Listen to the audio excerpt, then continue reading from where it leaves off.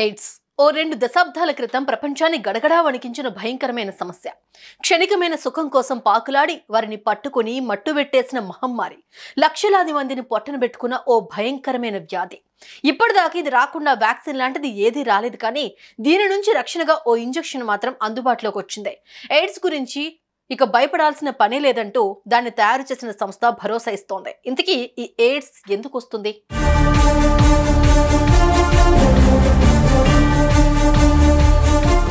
సుమారు 45 ఏళ్ల కిందటి మాట, అంటే 1980 దశకం.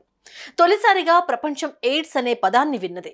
ఓ విభిన్నమైన పద్ధతిలో ప్రాణాలు తీసే ఈ ఎయిడ్స్ అప్పటి నుంచి ఇప్పటిదాకా ప్రపంచవ్యాప్తంగా సుమారు 3,75,00,000 మందిని టచ్ చేసింది. ఒక అంచనా ప్రకారం 4 ఏళ్ల కిందట, అంటే 2020లోనే ఎయిడ్స్ కారణంగా ప్రపంచవ్యాప్తంగా సుమారు 6,79,000 మంది చనిపోయినట్లుగా ప్రపంచ ఆరోగ్య సంస్థ లెక్కలు తేల్చింది. అదే ఏడాదిలో మరో 15 లక్షల మందికి ఎయిడ్స్ పాజిటివ్ రిపోర్ట్ వచ్చింది. ప్రధానంగా ఇక్కడ ప్రస్తావించుకోవాల్సిన విషయం ఏంటంటే, ఎయిడ్స్ బారిన పడ్డ 3,75,00,000 మందిలో 67% మంది ఆఫ్రికన్లు ఈ వ్యాధి బారిన పడ్డారు.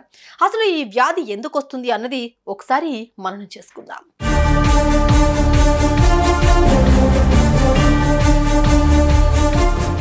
హోమోసెక్సువల్స్, అసహజ శృంగారం, ఎయిడ్స్ సోకిన వారితో కలయిక, ఎయిడ్స్ సోకిన వారికి ఉపయోగించిన సిరింజీలను మరొకరికి ఉపయోగించడం, అసురక్షిత కలయికకు పాల్పడిన వారితో పాటు ఎయిడ్స్ సోకిన మహిళలకు పుట్టిన బిడ్డలు, ఎయిడ్స్ సోకిన స్త్రీలు లేదంటే పురుషులతో కలయిక వల్ల ఎయిడ్స్ వ్యాప్తి చెందుతుంది. ఈ ఎయిడ్స్ వ్యాధి ఎలా శరీరంలోకి వస్తుంది అన్నది పరిశీలిస్తే, HIV అంటే హ్యూమన్ ఇమ్యూనో డెఫిషియన్సీ వైరస్ వల్ల వస్తుంది.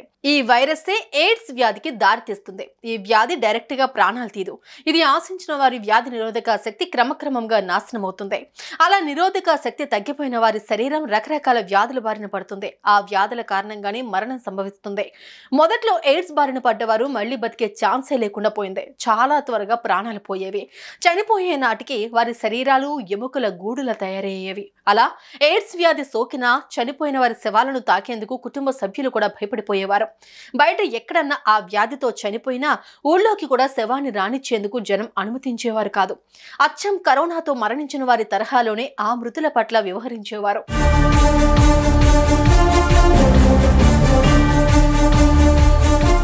కానీ ఆ తర్వాతి కాలంలో ఎయిడ్స్ బారిన పడ్డ వారిని పూర్తిగా బతికించే మందులైతే రాలేదు, కానీ వారి జీవిత సమయాన్ని పెంచేందుకు ఉపయోగపడే మందులు వచ్చాయి. దాంతో ఎయిడ్స్ బాధితులకు కొంతమేరట ఊరట లభించింది. ఆ చికిత్సను యాంటీ రెట్రోవైరల్ థెరపీ అంటారు. మరోవైపు జీన్ ఎడిటింగ్ అంటే ఈ వ్యాధి సోకిన వారి శరీరాల్లో ఉండే HIV సోకిన కణాల నుంచి వైరస్ జన్యువులు తొలగించడం ద్వారా HIVని దూరం చేసే ఓ ప్రక్రియ.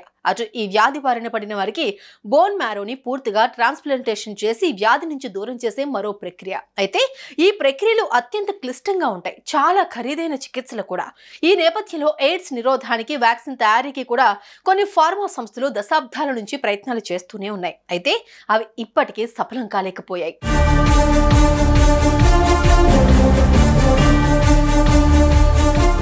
ఇప్పటిదాకా ఈ మహమ్మారి నుంచి రక్షణకు కరోనాకు వచ్చినట్లుగా వ్యాక్సిన్ అయితే రాలేదు, కానీ 2012లో ట్రువాడా అనే మాత్ర అందుబాటులోకి వచ్చింది. ఈ మాత్ర ఖరీదు అటు ఇటుగా 2,500 రూపాయలు.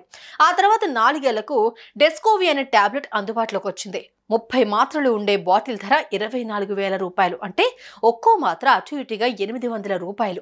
ఈ క్రమంలో అమెరికాకు చెందిన గిలియడ్ సైన్సెస్ అనే ఫార్మా కంపెనీ లెనాకాపవిర్ అనే ఓ ఇంజెక్షన్ ను కనుక్కొని అందుబాటులోకి తెచ్చింది. ఈ ఇంజెక్షన్ కనుక్కున్న తర్వాత ఆ 2 మాత్రలు ఈ ఇంజెక్షన్ లో ఏది మంచిది అన్న విషయాన్ని నిర్ధారించేందుకు ఆ కంపెనీ దక్షిణాఫ్రికా, ఉగాండా దేశాల్లో క్లినికల్ ట్రయల్స్ నిర్వహించింది.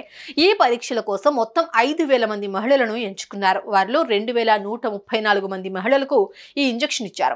1,068 మందికి ట్రువాడా మాత్ర వేశారు. మిగిలిన 1,800 మందికి డెస్కోవి మాత్రలు ఇచ్చారు. వీరిలో ఇంజెక్షన్ తీసుకున్న వారు ఎవరికి అస్సలు ఎయిడ్స్ సోకలేదు. ట్రువాడా మాత్రలు తీసుకున్న వారిలో 16 మందికి ఎయిడ్స్ పాజిటివ్ వచ్చింది.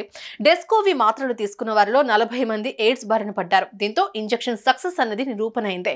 అన్నట్టు ఈ లెనాకాపవిర్ ఇంజెక్షన్ ఒక్కొక్కటి 8,800 రూపాయలకు దొరుకుతోంది. ప్రతి 6 నెలలకు ఒకసారి దీన్ని తీసుకోవాల్సి ఉంటుంది. ఖర్చు చాలా ఎక్కువే, కానీ ఎయిడ్స్ వైరస్ ను శరీరం నుంచి పారదోలేందుకు ఈ ఇంజెక్షన్ అందుబాటులోకి రావడం కాస్తంత ఊరట కలిగించే అంశమనే చెప్పాలి.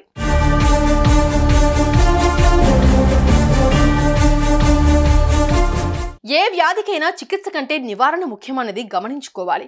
అసాంఘికమైన లైంగిక సంబంధాలకు దూరంగా ఉండాలి. అనివార్యమైన పరిస్థితుల్లో రక్షణ చర్యలు తీసుకుని రావాలి. ఆ విషయాల్లో నిర్లక్ష్యం చేస్తే ఎయిడ్స్ మహమ్మారి కాటేస్తుంది. లెనాకాపవిర్ లాంటి ఇంజెక్షన్లు అందుబాటులోకి వచ్చాయి, కానీ చికిత్సకు లక్షల్లో ఖర్చులవుతాయి. విధి వికటిస్తే ప్రాణాలే పోతాయి. So be aware of HIV. Suman టీవీలో మీ పర్సనల్ అండ్ బిజినెస్ ప్రమోషన్స్ కోసం కింది నెంబర్కి కాంటాక్ట్ చేయండి.